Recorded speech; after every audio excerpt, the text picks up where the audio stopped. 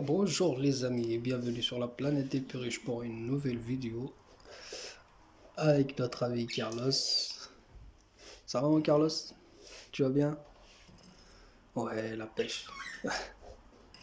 Donc voilà les amis, une nouvelle vidéo. Là aujourd'hui on va en parler un petit peu de projet de Puriches. Ça veut dire j'ai envie de faire avoir des Puriches. Et j'ai envie de les avoir chez moi, à l'extérieur, en volière aussi. Donc on va commencer par ça. Ça veut dire comment je peux m'y préparer pour avoir mes oiseaux, mes propres oiseaux. Il n'y a pas de souci, on va en parler et on va commencer tout de suite. Donc, pour y commencer les amis, comme vous voyez, moi les miens ils sont dans une petite chambre, voilà, c'est dans ma chambre. Donc voilà, ils sont face à au balcon, donc ils ont la lumière. La première chose à voir c'est la lumière, que la chambre soit bien lumineuse. Mais en cas où si vous n'avez pas voilà, il n'y a pas de chambre qui est assez lumineuse et tout, qui a pas assez de lumière qui rentre, bah vous pouvez remplacer ça par de la lumière artificielle, ça veut dire une petite lampe pour plus de lumière. Donc là c'est la première chose, c'est la lumière. C'est un endroit où c'est bien lumineux. Et loin des odeurs aussi. Il faut savoir que leur système respiratoire c'est beaucoup plus fragile. Ça veut dire tout ce qui est cuisine, toilette, salle de bain, voilà, il faut les éloigner au maximum des odeurs parce que ça c'est vraiment nocif pour eux. Ça peut les tuer. Et puis, pourquoi on a pu trouver la place et tout, il n'y a pas de souci, on va passer à autre chose. Ça veut dire on va voir au niveau des cages. Donc des cages comme vous voyez, moi j'ai une grande cage ici. Et j'ai une cage aussi pareil, c'est la même chose, mais c'est juste je l'ai séparé en deux. J'ai fait ça artisanalement. Ne vous inquiétez pas, Speedy il aura bientôt sa cage, sa propre cage, une meilleure cage que celle-là. Mais pour commencer, pas la peine de prendre une grande cage comme ça. Ça sert à rien. Absolument commencer avec une petite. Ça va très bien. C'est pour commencer en fait. Voilà. Pour vous, si vous voulez commencer, ce sera pas avec une petite, ça sera meilleur pour vous. Voilà, pour entretenir, ce sera plus facile pour vous. Parce que c'est vrai, avec une grande cage de perruches, donc ça a tendance à foutre un peu partout. Et puis voilà, c'est le galère après pour nettoyer. Pour des perruches, avec une petite espace comme ça là, une cage comme ça, c'est franchement idéal pour des perruches, il n'y a pas de souci.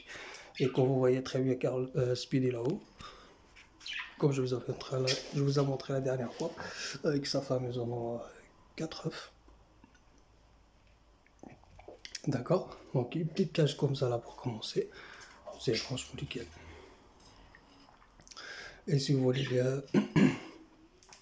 si vous voulez les mesures et tout des cages que vous pouvez prendre, il n'y a pas de souci, vous pouvez laisser ça dans les commentaires en bas, il n'y a pas de problème. Donc ça c'est les cages, de toute façon pour vous acheter les cages, vous avez des mangeoires avec, des abreuvoirs, d'accord. Des mangeoires, moi j'ai opté pour cela.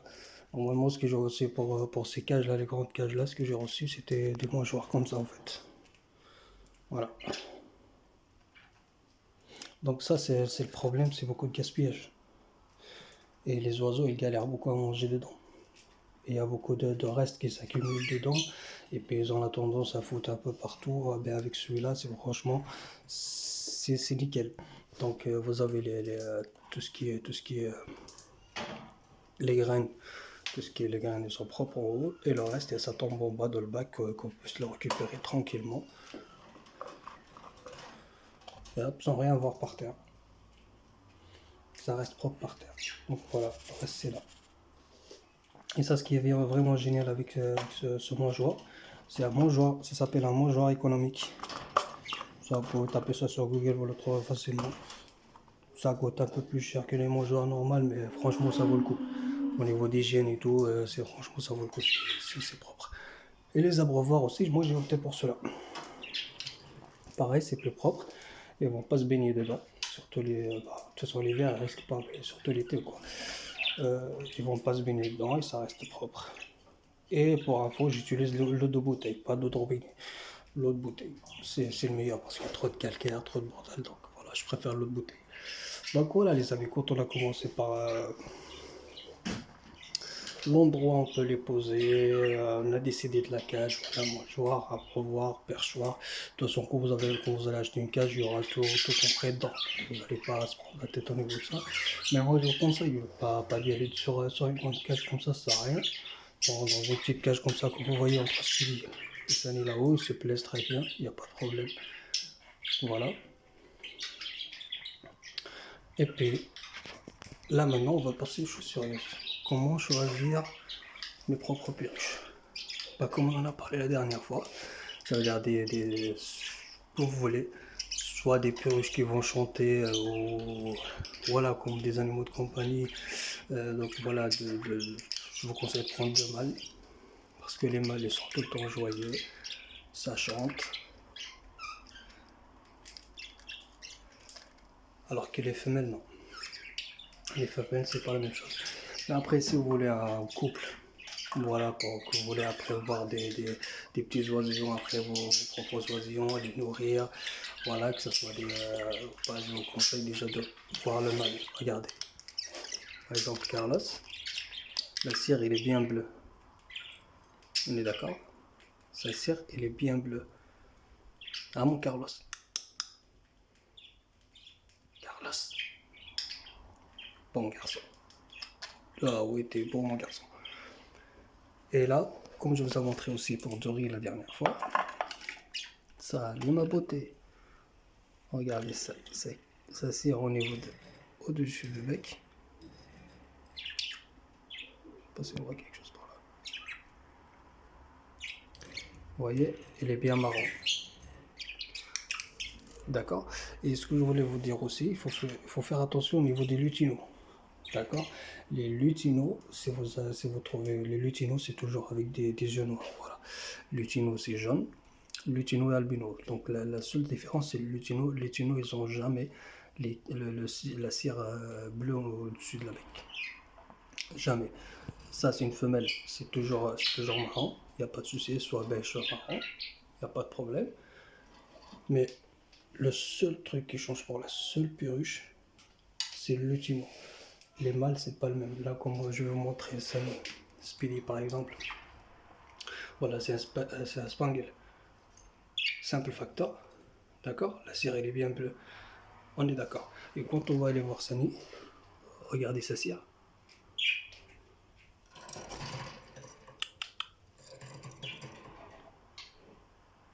Voilà. Ça, c'est un mâle. La cire, elle est plutôt rose.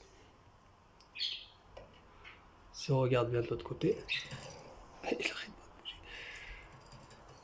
arrête de bouger. On va juste montrer aux gens comment ça se passe au niveau de les lutinos. Voilà. Vous voyez, c'est plutôt rose. Et ça, c'est un mâle lutino avec des yeux rouges. On est bien d'accord. Le lutino, c'est avec des yeux rouges. C'est obligé. Sinon, ce n'est pas un lutino. Ça s'appelle un spangle. Si c'est avec des yeux noirs, ça s'appelle un spangle double factor. D'accord? Si c'est pas des yeux rouges. Parce que de toute façon, si ce n'est pas les yeux rouges, la cire va être bleue. Ça, on est d'accord. Donc voilà les amis, on a parlé de l'endroit où on doit les poser, là où il faut pas il faut les éloigner, là où il faut pas les laisser, les cages, tout est compris dedans. Et on a parlé des oiseaux aussi, le mâle que la cire soit bien bleue là-haut, ça veut dire qu'ils sont adultes. Ils peuvent chanter, ils peuvent s'accoupler, ils sont adultes, il n'y a pas de crainte. D'accord. Et surtout savoir l'âge des oiseaux aussi. Ça veut dire c'est les oiseaux, ils ont 6 mois, faut pas les laisser s'accoupler, absolument pas. Faut laisser, faut attendre un petit peu plus, et pas mettre des nichoirs du tout.